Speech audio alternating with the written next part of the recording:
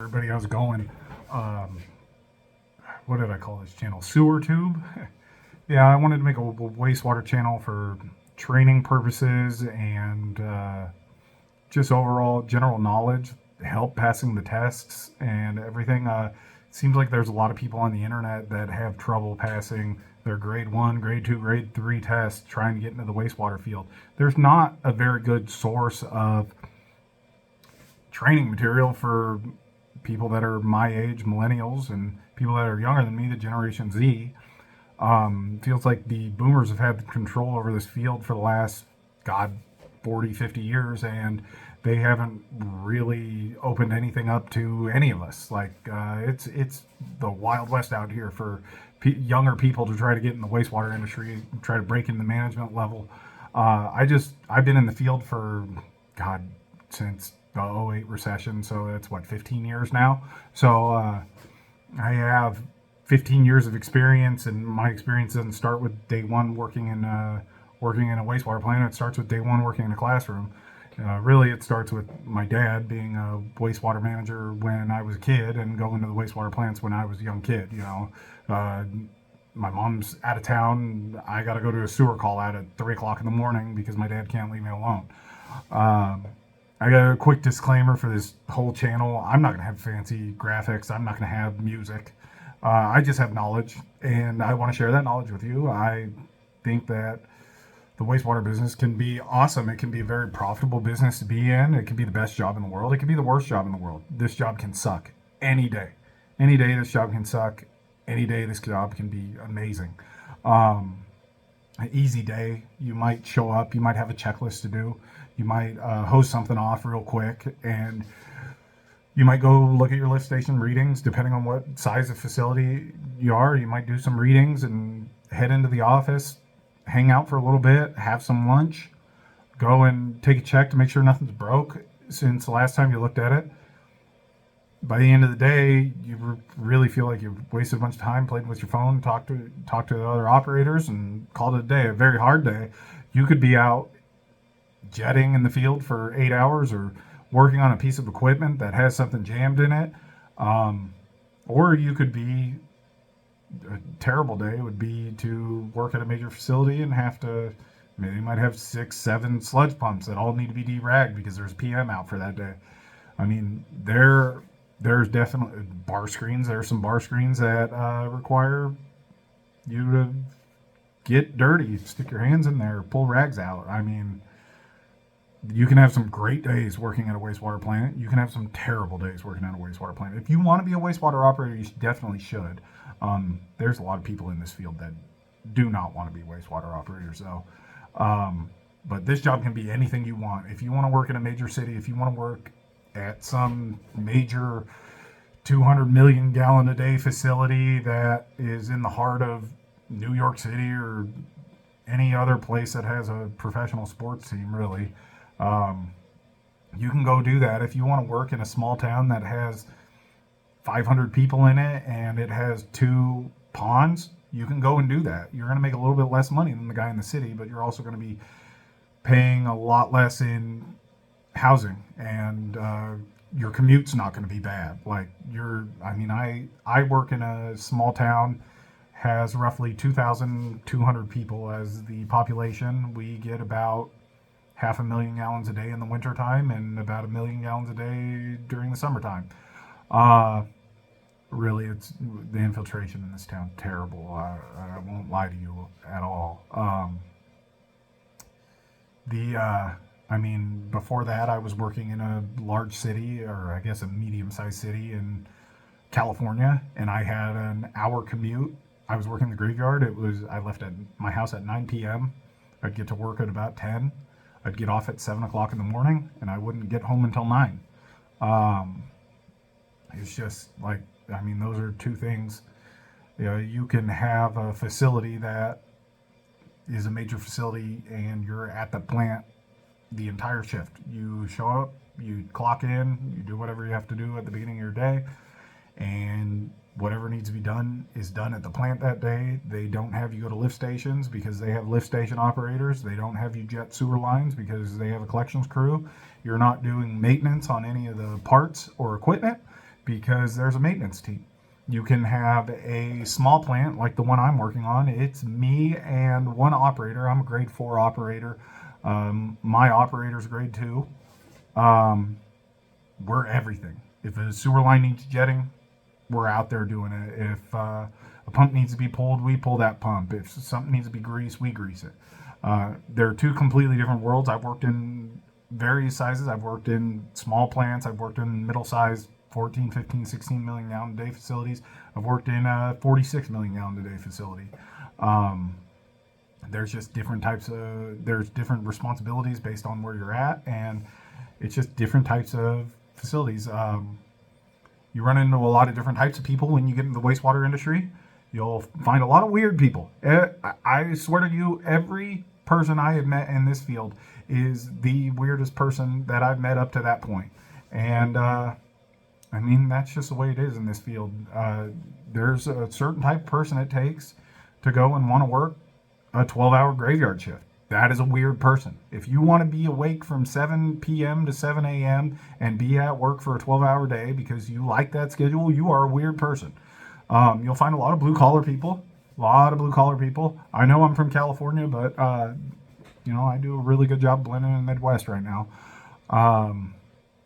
There are a lot of blue-collar people, but, I mean, I wouldn't talk politics with any of them, because you never know if they're, that super right wing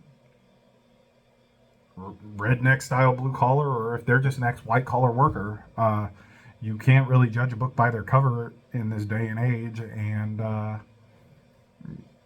mean, they're ex white collar people that they didn't like the grind of the 9 to 5 and they wanted to go work shift work.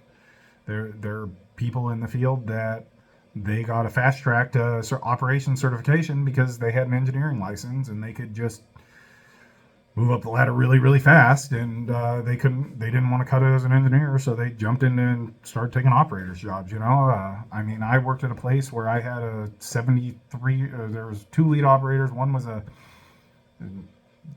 Jewish woman in her 60s and a 72-year-old guy from South America who had been adopted by somebody who was fleeing Nazi Germany. Like it was just the weirdest type of people you could ever imagine. And that combination of the two you would never expect to see in real life at all.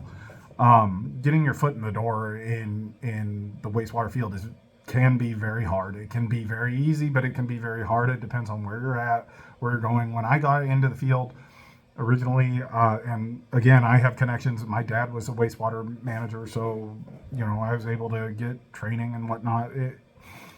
But the '08 recession, I mean, there was a community college in California that was giving out free wastewater training, and there was probably around 60 people in every class, the starter classes, and you're probably looking at, I don't know, 2, 3 that made it out of those classes per class that actually became wastewater operators, because everybody was so desperate for jobs. They were all struggling. They were hungry, trying to survive, and they saw an opportunity to get into a field that they could make some money in. They tried their best, but I mean, things happen. The economy got better. I mean, I 2 years in the business, I thought the people I had met in those classes would have been my peers in the field, and not a single one of them. It was really weird. A lot of people get into this business because they know somebody. I've mentioned like 5 times now that my dad was a wastewater manager. You'll see a lot of that. I mean, a lot of people don't know this field is a good field to work in. You hear sewer operations and you think you're just going to go and jump into a sewer full of feces and get covered head to toe in feces and get feces in your mouth, and it's not really the case most of the time.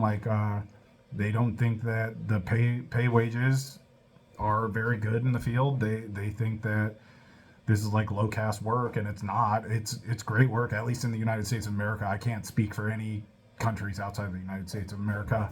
I mean, some places they have a lot of, some areas they have a lot of operators trying to get in the field, and they require internships. You might work for free for a year to get your certification, and then you start getting jobs once you're certified. Some places don't. my operator, I hired him off the street. He had zero wastewater experience whatsoever. I mean, he was ex-military, he was ex-Navy, he had um, relevant job experience, but nothing to do with wastewater or wastewater systems.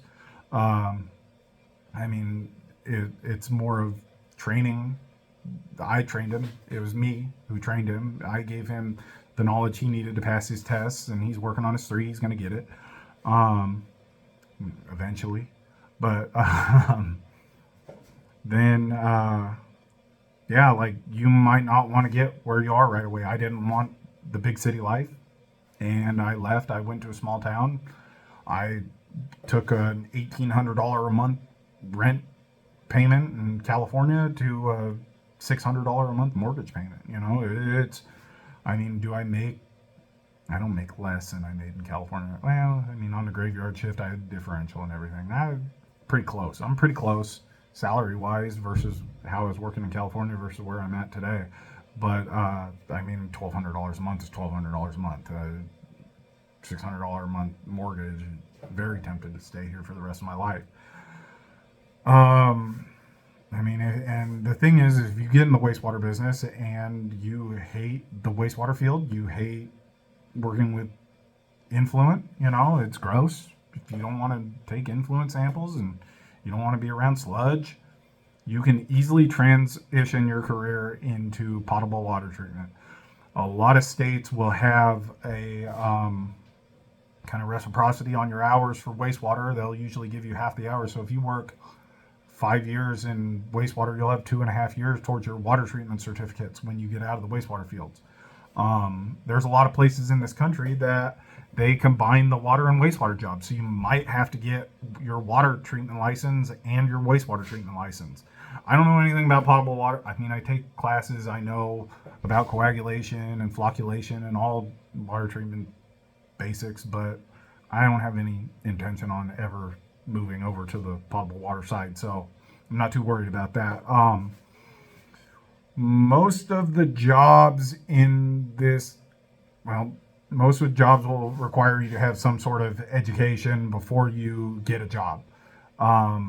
Like a lot of times it's the Sacramento State books.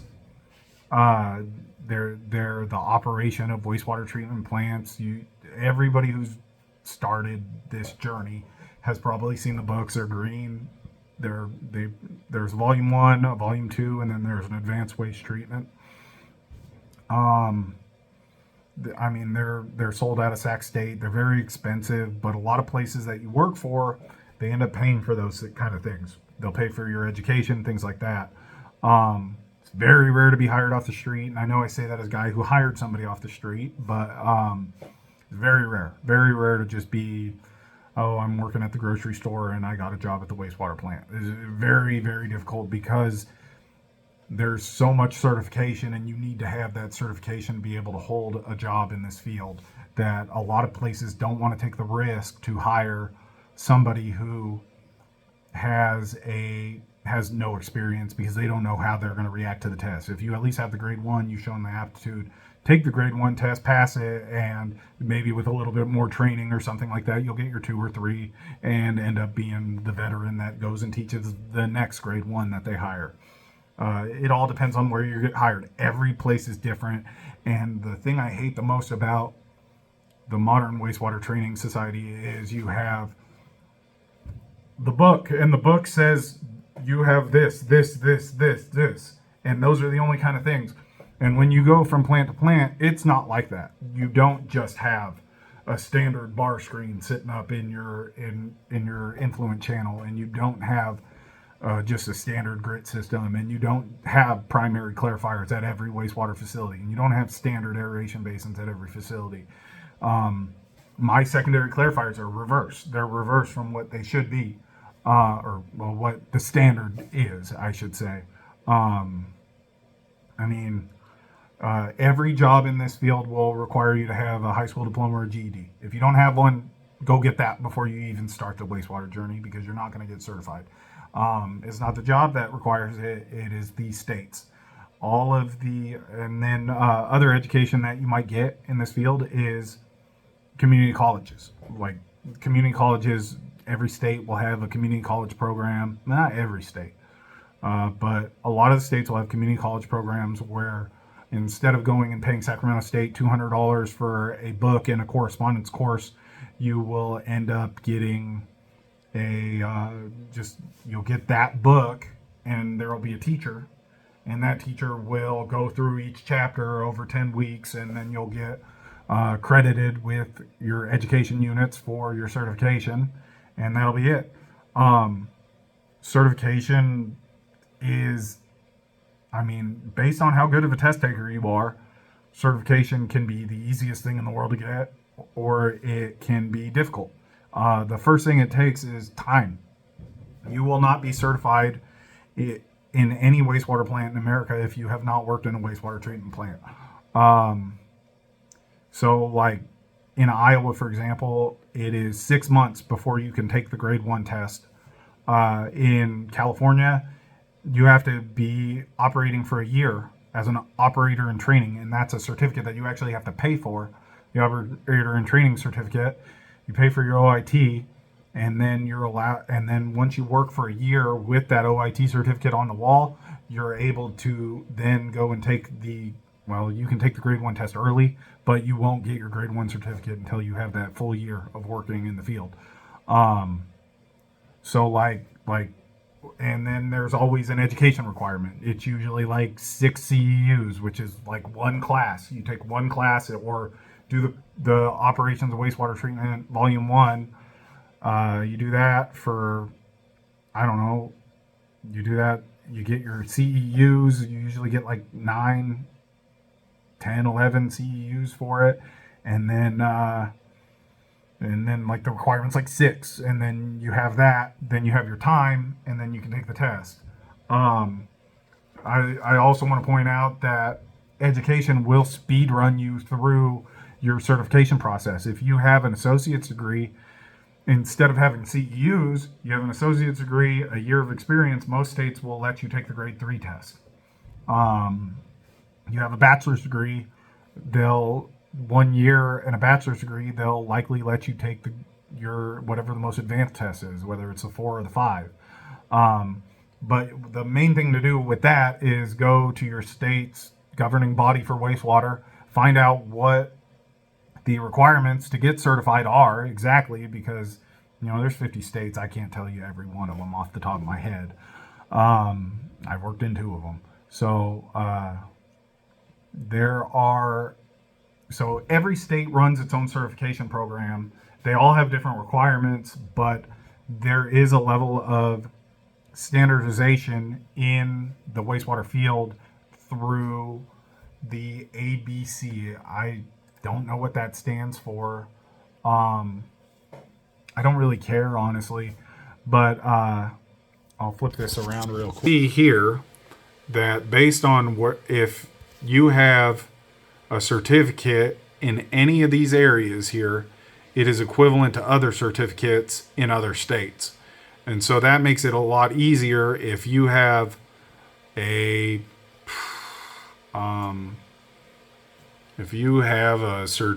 grade 3 certificate in Washington State, you can go to Montana and have your grade 2, which is the equivalent of a grade 3 there.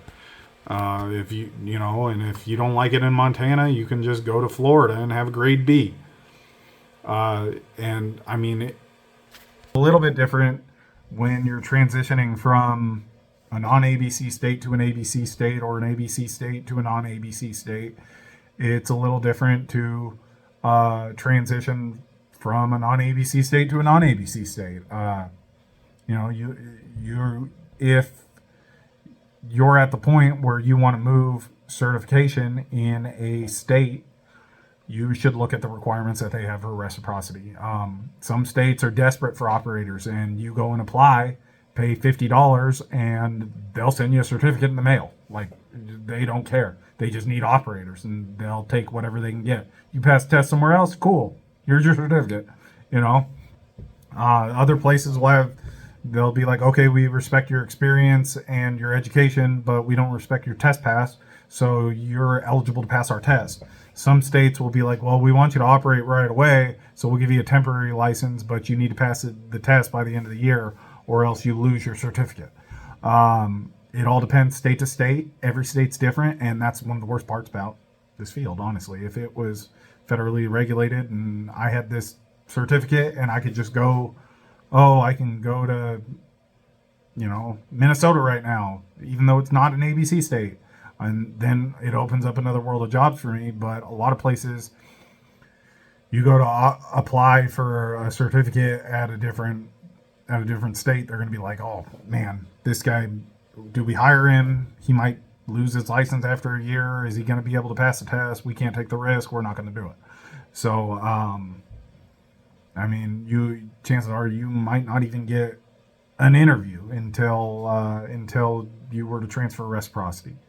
When you first get into the industry, it doesn't matter if you have your grade 1, 2, 3, 4, 5, doesn't matter.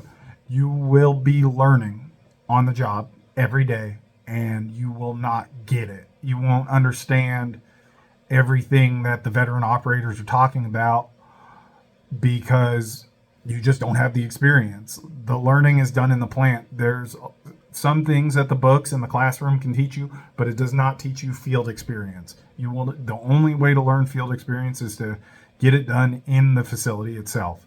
Even if you fast track your experience through with a bachelor's degree or an associate's degree, and you get that high certificate level, your in-field experience will still be more valuable to you than however many books you want to read. You read as many books as you want, your in-field experience will always be better.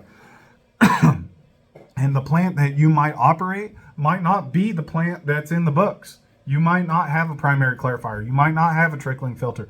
You might not have any of these things that the books are about.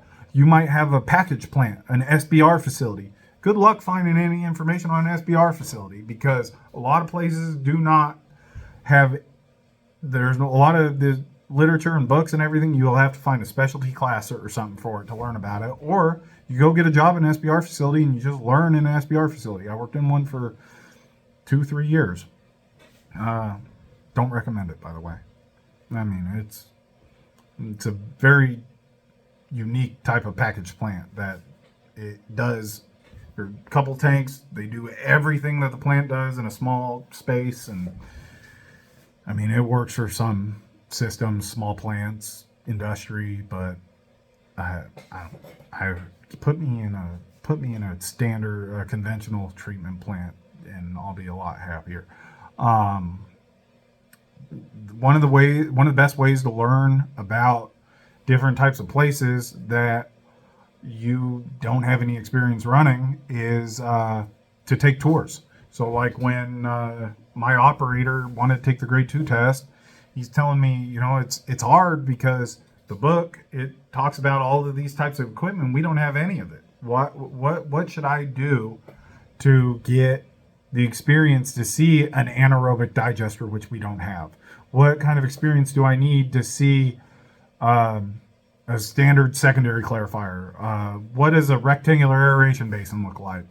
I want to see a regular bar screen. So we went to the big city in our area, and we took a tour with their training supervisor, whatever his title is, and he was able to experience that firsthand. Now, he didn't get the knowledge of working in a plant that has all of that. He doesn't have his 3 years of working. He doesn't have any experience working there. He just has a couple of tours here and there.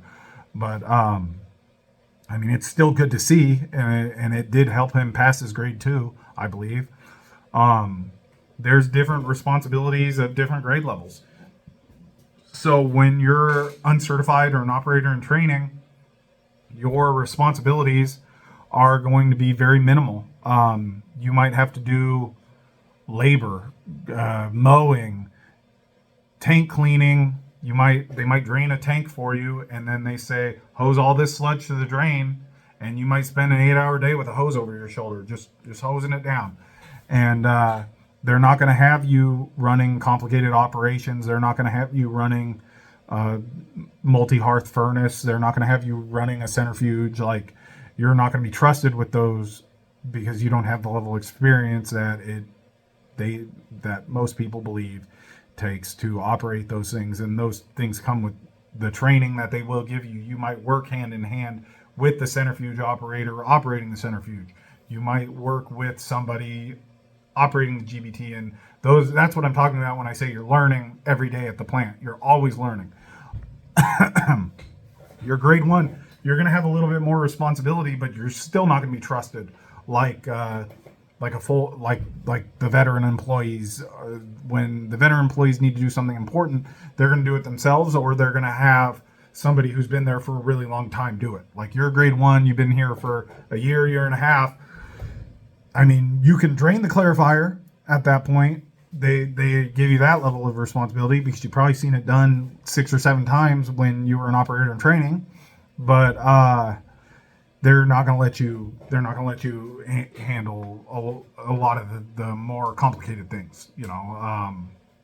They might guide you through it while you do it. Still, a grade one, while it is a grade one level job, you are certified. Your responsibilities are going to be very minimal, and your labor is still going to be a lot more. And the higher up you get, the less labor you do, and the more responsibility you have. The more you rely on this versus relying on this. So like your grade two is that middle point where you're really starting to get trusted with things. You're more respected by the veteran operators. You're going to be more of the go-to guy. Like, hey, I need this done, and I got to do this and this. Can you go do that? And you're like, sure. Anything you say, boss. And then you go run out and do what he asked you to do.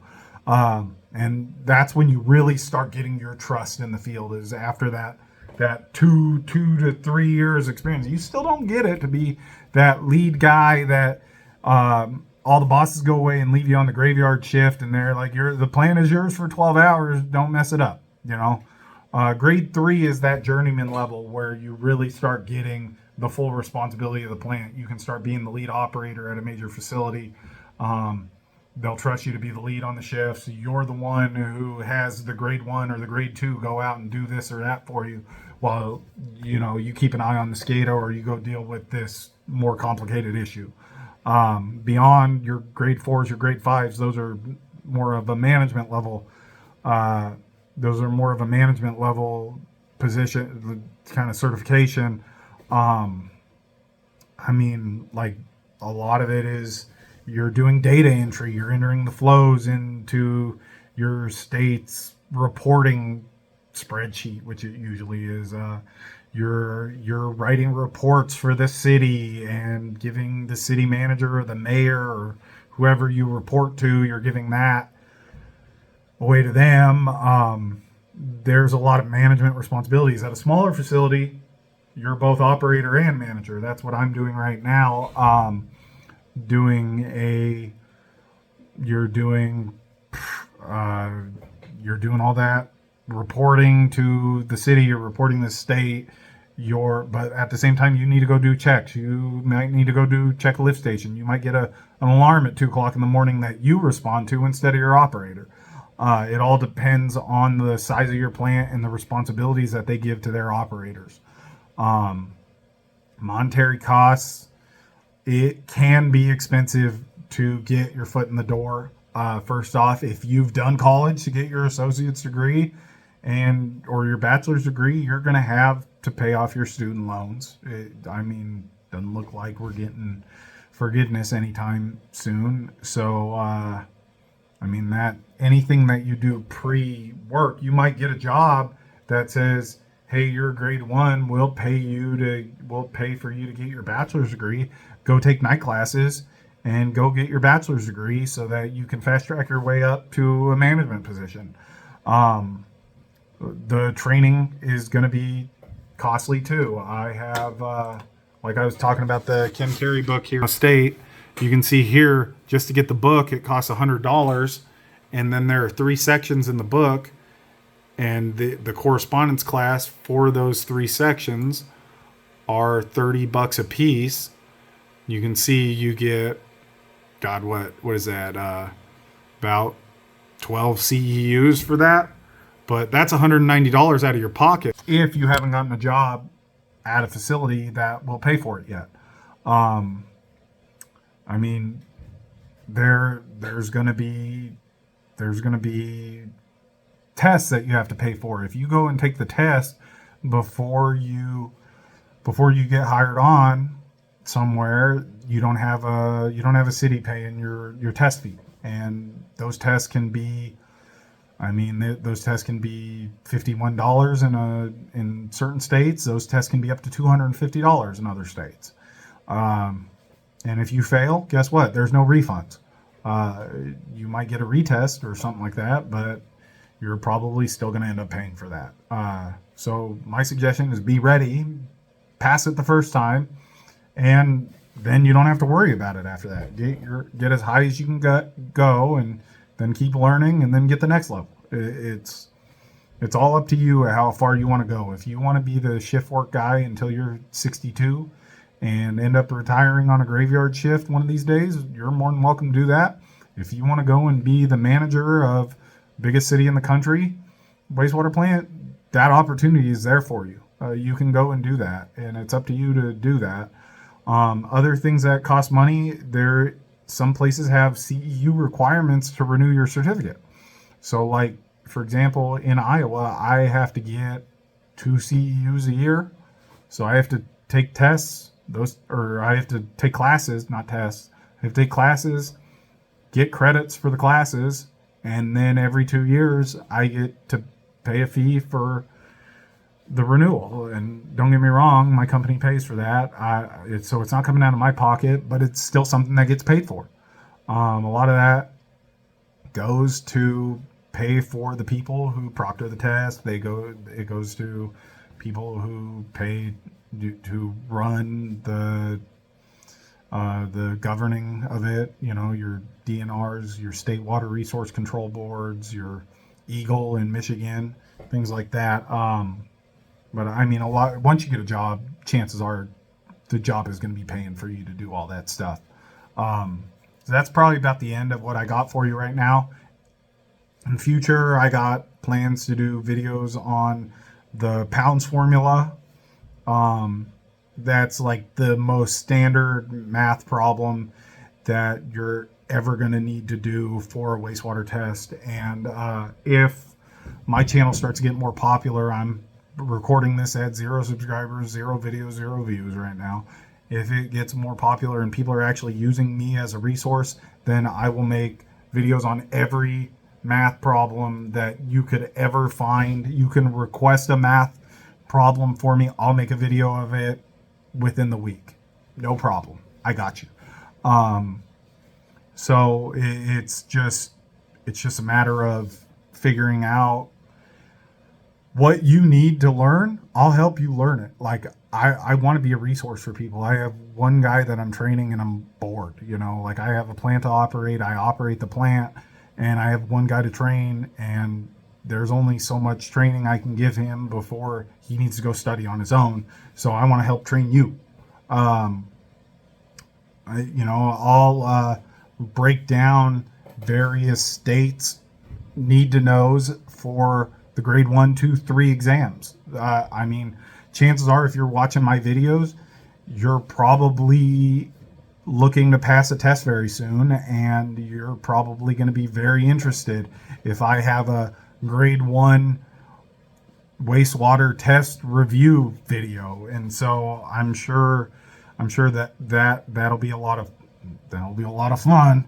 I'll do videos on various pieces of equipment. Like, I'll break down what a clarifier does. I'll break down what an anaerobic digester does. I'll break down what a bar screen does. Various types of grit removal you'll see. Aeration basins. Even things like filters and why you would put a filter before a UV system.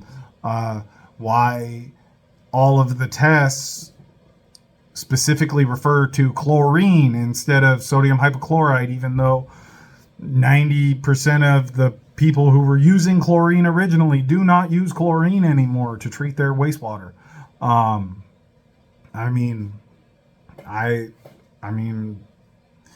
Just comment, tell me what kind of wastewater videos you want to see. What do you need to learn about? I'll help you out. Share the people share the video with people who you think would be interested in a YouTube wastewater channel. Just let me know what you want, and I'll make that. Have a great day. I gotta go home.